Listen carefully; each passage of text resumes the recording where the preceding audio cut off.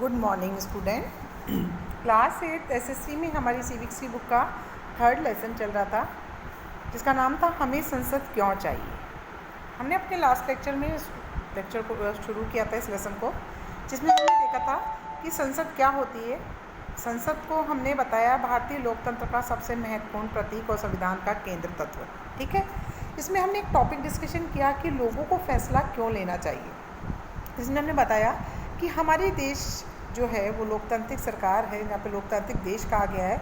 यहाँ पर हर व्यक्ति ये चाहता है कि निर्णय प्रक्रिया में वह भी हिस्सेदार बने, वह या उसके चुने हुए प्रतिनिधि। और यही कारण है कि हमारे देश के अंदर सरकार को लोगों की ज़रूरतों और मांगों के प्रति संवेदनशील रहना पड़ता है। और यही कारण है कि हमारे भारतीय संविधान ने सार्वभौमिक वयस्क मताधिकार के सिद्धांत को अपनाया है, जिसके अंतर्गत देश के प्रत्येक वयस्क नागरिक हमारे देश के लिए वोट डालने के अधिकार उनको दिया गया है। वह अपने लिए प्रतिनिधि का चुनाव कर सकता है। तो चलिए आज हम उसी का थोड़ा सा आगे बढ़ते हैं। लोग और उसके प्रतिनिधि क्या होते हैं, आइए हम पढ़ते हैं। आप सभी को बताऊं कि जो हमारा देश के संविधान है, जिसमें हमने संसद की बात की थी, तो हमारे लोकतंत्र के अंदर सभी लोगों को साथ लेकर चला जाता है, सहमति से साथ चला जाता है। सहमति मतलब होता है कि निर्णय की प्रक्रिया में हिस्सेदारी। लोग निर्णय करने के लिए अपने प्रतिनिधियों का, मतलब हमारे जो लोग हैं निर्णय लेने के लिए क्या करते हैं, अपने कुछ प्रतिनिधियों का चुनाव करते हैं और उसकी सरकार का गठन होता है और उसके कार्यकाज के लिए वो फैसला लेते हैं। इस तरह लोकतंत्र के पीछे एक मूल जो बात होती है वो होता है कि व्यक्ति और नागरिक ही सबसे महत्वपूर्ण होता है। और इन व्यक्तियों नागरिकों की इन सार्वजनिक संस्थाओं के प्रति क्या होनी चाहिए, आस्था होनी चाहिए। अब व्यक्ति सरकार को मंजूरी कैसे देता है, इसके अंदर आपने पिछले साल भी पढ़ा है कि इसका तरीका होता है कि आप चुनाव करें। अब क्या करते हैं, हम अपने संसद की बात करते हैं। लोग संसद के लिए क्या करते हैं, अपने प्रतिनिधियों का चुनाव करते हैं। मतलब हम आम नागरिकों में से जो व्यक्ति आपको लगता है कि नेता के रूप में हमारे लिए कार्य कर सकता है, हमारे प्रतिनिधि के रूप में कार्य कर सकता है, तो हम अपने निर्वाचन क्षेत्रों से उन प्रतिनिधियों को चुनाव के माध्यम से चुनते हैं। और ये चुने हुए प्रतिनिधि होते हैं, उनका जो समूह होता है वह संसद में पहुंच जाता है और इन चुने हुए प्रतिनिधियों के समूह को ही सांसद कहा जाता है। ये चुने हुए प्रतिनिधि जो होते हैं सरकार को नियंत्रित करते हैं, उसका मार्गदर्शन, यानी संसद क्या है, हमारी संसद सरकार को नियंत्रित करती है, मार्गदर्शन का कार्य करती है। इस प्रकार अगर देखा जाए तो एक आम नागरिक जो होता है वह अपने द्वारा ही चुने हुए निर्वाचित व्यक्तियों से माध्यम से अपने प्रतिनिधियों की एक सरकार बनाता है और उस पर क्या करता है, नियंत्रण। अर्थात हर व्यक्ति विशेष की अपने चुने हुए प्रतिनिधि के माध्यम से क्या हो जाती है, एक हिस्सेदारी हो जाती है। आपने कक्षा 6 और 7 में भी सामाजिक और राजनीतिक जीवन पाठ्य पुस्तकों के अंदर जो महत्वपूर्ण विषय था उसमें अच्छी तरह से परिचित है कि हमारे देश के अंदर विभिन्न स्तरों पर प्रतिनिधियों का चुनाव किया जाता है। जैसे आप जानते हैं कि हमारे राज्य स्तर पर विधानसभा का गठन किया गया है और केंद्रीय स्तर पर संसद जो है लोकसभा का गठन किया जाता है। तो आइए हम पढ़ते हैं, उनके लिए जो शब्द प्रयोग करते हैं उनको एक बार थोड़ा सा शॉर्टली हम देख लेते हैं। यहाँ पर विधायक यानी कि एमएलए, यानी किसी भी राज्य सरकार का गठन जब किया जाता है विधानसभा में, तो जो चुने हुए प्रतिनिधि अनेक निर्वाचन क्षेत्रों से आते हैं उन्हें हम विधायक कहते हैं। उनका चुनाव भी बिल्कुल वैसे ही किया जाता है जैसे कि केंद्र में हमारी लोकसभा होती है। लोकसभा के जो निर्वाचन क्षेत्र होते हैं उनसे चुने हुए प्रतिनिधि होते हैं, उनको हम क्या बोलते हैं, एमपी बोलते हैं, यानी मेंबर ऑफ पार्लियामेंट बोलते हैं। ठीक है, यानी सांसद बोलते हैं। तो राज्य सरकार और केंद्र सरकार दो अलग अलग स्तर की सरकारें होती है। राज्य का प्रशासन चलाने के लिए राज्य सरकारों को बनाया जाता है, जैसे कि विधानसभाओं को, और केंद्र में जो होती है वो लोकसभा होती है, जिसमें हम अपने चुने हुए प्रतिनिधियों के संसद के माध्यम से भेजते हैं। ठीक है, अब यहाँ पे दो शब्द आते हैं, निर्वाचन क्षेत्र, यानी हमारे निर्वाचन आयोग द्वारा अलग अलग क्षेत्रों का विभाजन किया गया है जहाँ से एक प्रतिनिधि के रूप में व्यक्ति को चुना जाता है।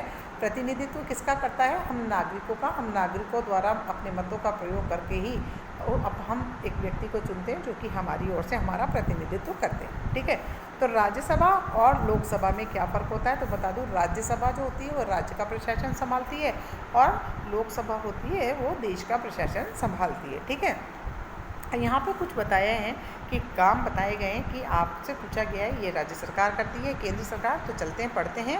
चीन के साथ शांतिपूर्ण संबंध बनाने हैं, तो ये सरकार का काम राज्य का नहीं होगा। ये देश की सरकार दूसरे देश से कैसे संबंध रखना है, तो ये केंद्र सरकार का होगा। मध्य प्रदेश के अंदर बोर्ड के तहत आने वाले स्कूलों में 8वीं कक्षा में बोर्ड की परीक्षाएं करवाई जाएंगी। ये सरकार राज्य सरकार निर्णय लेगी कि उनके राज्य में उनको क्या करवाना है, तो ये राज्य सरकार का काम है।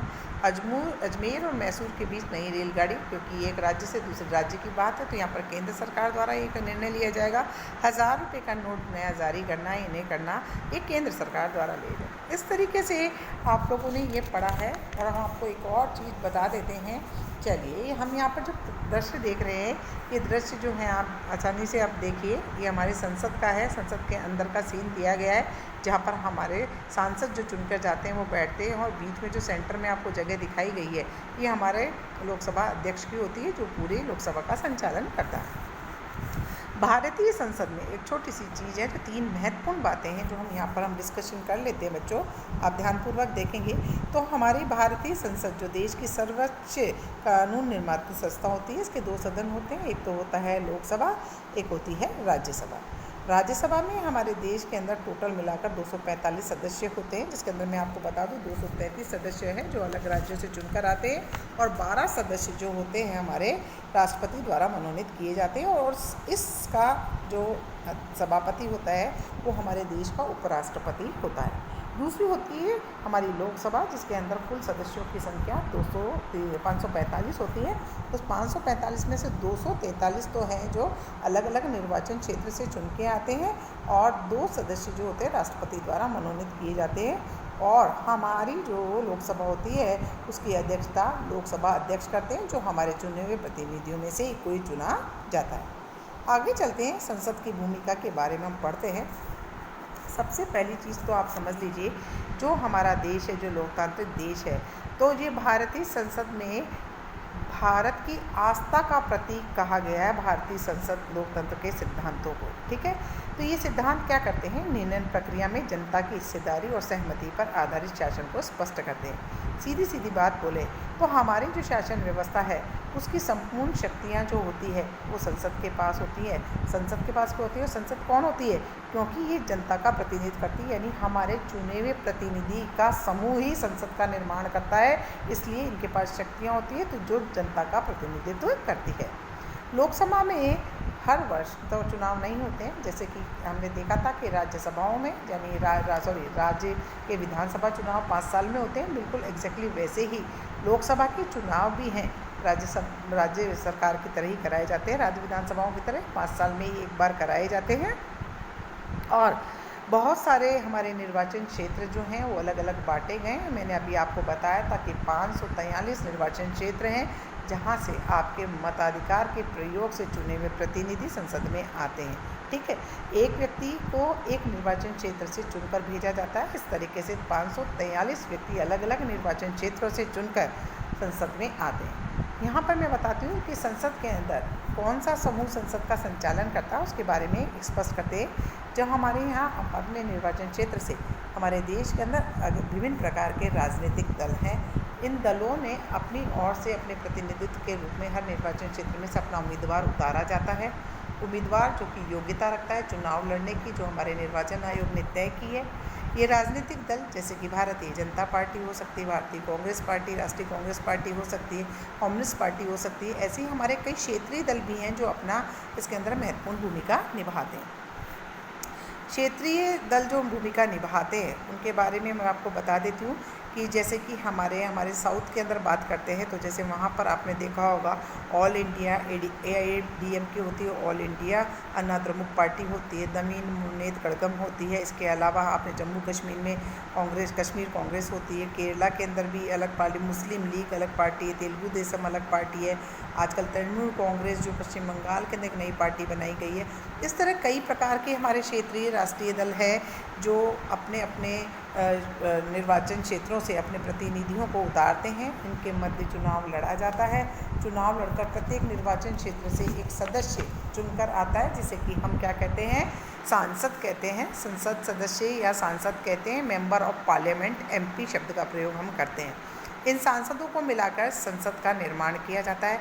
संसद के चुनाव हो जाने पर उन्हें कई प्रकार के कार्य, अब हमारे जो संसद के जो व्यक्ति होते हैं उनको क्या करना होता है, कैसे वो अपना कार्य करी जाती है, वो संसद कैसे कार्य करती है, उसके बारे में हम थोड़ा सा पढ़ लेते हैं। तो सबसे महत्वपूर्ण हमारे जो है कि कौन कैसे लड़ता है ये नहीं, ये सबसे इम्पॉर्टेंट होती है कि हमारे संसद में जो चुनकर व्यक्ति आते हैं, सांसद जो आते हैं, वे किस प्रकार से कार्य करते हैं। उसमें सबसे पहला आता है राष्ट्रीय सरकार का चुनाव करना। आप सभी जानते हैं भारतीय संसद के 3 अंग होते हैं, तो राष्ट्रपति, एक राज्यसभा और एक लोकसभा। ठीक है, लोकसभा के चुनाव जब हो जाते हैं तो संसदों की सूची बनाई जाती है, जिससे पता लगता है कि किस राजनीतिक दल के कितने सदस्य निर्वाचित होकर आए हैं।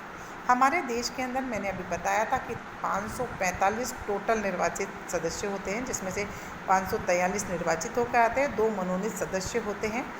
अब हमें ज़रूरी होता है कि उस दल से संसद का शासन कराया जाता है जो बहुमत में होती है, अर्थात 272 सदस्य जिस भी राजनीतिक दल के पास होते हैं, वही बहुमत प्राप्त करने वाला दल या गठबंधन जो है वह हमारे देश का प्रशासन चलाता है। उसके विरोध में जो राजनीतिक दल होता है उसे हम विपक्षी दल कहते हैं, वो विपक्ष में बैठता है। हमारी जो शासन व्यवस्था है उसमें कार्यपालिका का चुनाव लोकसभा का एक सबसे महत्वपूर्ण कार्य होता है। आपने पहले भी देखा होगा, कार्यपालिका, विधायिका, है ना, न्यायपालिका जो होती है हमारी। तो कार्यपालिका क्या होती है, ऐसे लोगों का समूह होती है जो सांसद द्वारा बनाए गए कानूनों को लागू करने के लिए मिलजुल कर काम करते हैं। यानी जो हमारे निर्वाचित सदस्य हैं, जो राजनीतिक दल बहुमत में होता है, वह व्यक्ति क्या करते हैं, एक समूह बनाते हैं और वह मिलकर एक कार्यपालिका यानी मंत्रिपरिषद बनाती हैं। कार्यपालिका का नाम जिसका दिया है, इसे ही हम हमारे देश की केंद्रीय सरकार कहते हैं। सरकार शब्द का इस्तेमाल उनके लिए करते हैं और यही कार्यपालिका होती है। भारत का जो प्रधानमंत्री होता है वह लोकसभा में सत्ताधारी, यानी जो भी हमारी सबसे ज़्यादा बहुमत में सरकार दल आया है, वह अपने सदस्यों में से किसी एक व्यक्ति को अपना क्या बनाती है, मुखिया बनाती है, और ये मुखिया ही हमारा प्रधानमंत्री बनता है।